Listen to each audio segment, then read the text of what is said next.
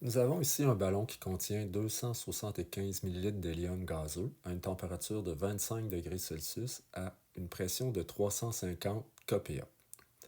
On se demande quel sera son volume si la température diminue à 10 degrés Celsius et que la pression diminue à 101 kPa. Donc, nous avons initialement une pression de 275 ml avec une pression initiale de 350 kPa, avec une température initiale de 25 degrés Celsius. Et là, les conditions qui vont être finales, donc V1, puis ainsi de suite, mais en fait, nous, le V2, c'est ce qu'on cherche. On veut savoir quel volume on va avoir.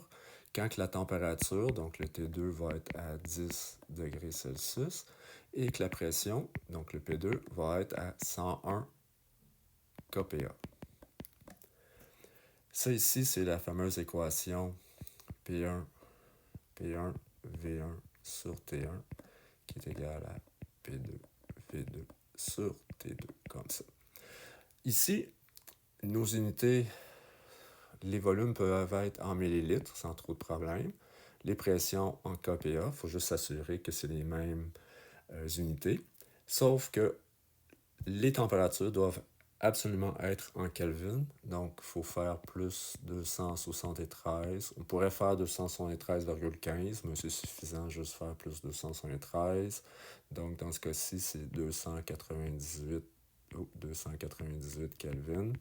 Et ici, plus 273 qui nous donne 283 Kelvin.